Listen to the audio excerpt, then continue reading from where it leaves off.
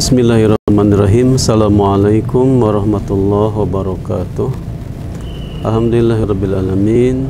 Wassalatu wassalamu ala asrofil anbiya'i wal mursalin wa ala alihi wa sahbihi ajma'in.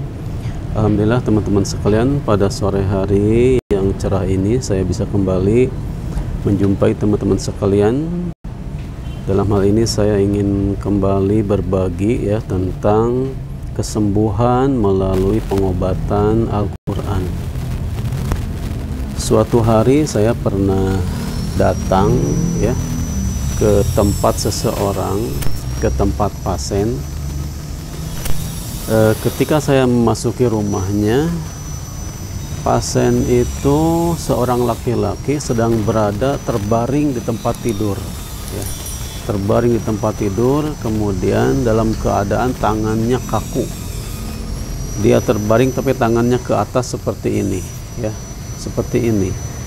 Saya bilang, kenapa seperti itu tangannya? Dia bilang sakit. Kalau diluruskan sakit, kalau digerakkan sakit. Beliau sudah berobat ke rumah sakit, ke dokter, kemudian dikasih obat dan dalam proses penyembuhan. Tetapi dia merasa belum maksimal, belum ada perubahan yang signifikan katanya. Maka saya bacakan Al-Quran, saya ruqyah beliau, juga istrinya, dan ada ibunya di rumahnya. Kemudian ada reaksi-reaksi sedikit di suami itu. Ada pergerakan yang agak ringan katanya. Kemudian ketika saya ruqyah istrinya muntah-muntah.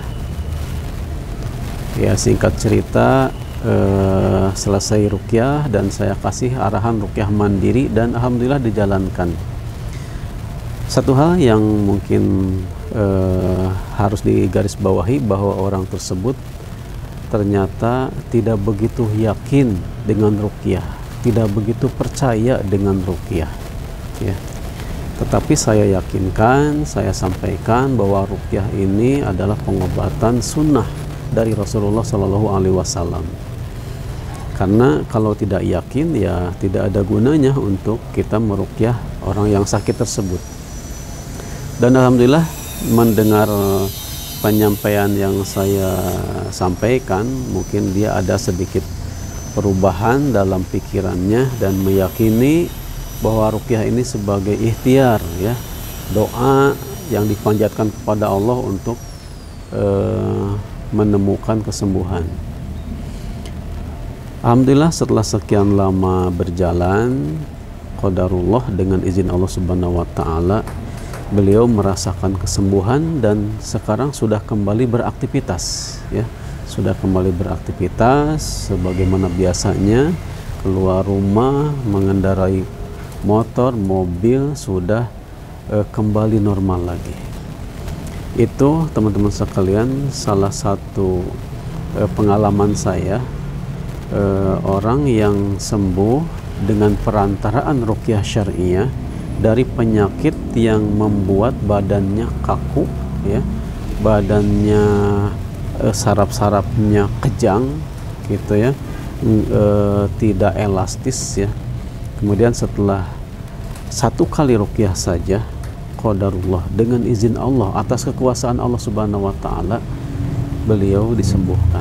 Itu salah satu pasien atau klien, seseorang yang ditakdirkan sembuh dengan Al-Quran, sembuh dengan ruqyah, padahal dengan pengobatan medis tidak kunjung ada kesembuhan atau memang belum ditakdirkan sembuh.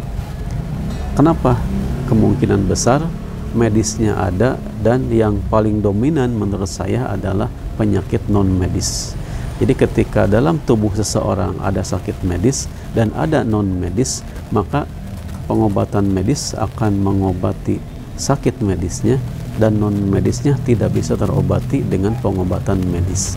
Tetapi ketika dilakukan ruqyah, maka gangguan jin, sihir ataupun yang non medisnya itu bisa disembuhkan atas izin Allah Subhanahu wa taala.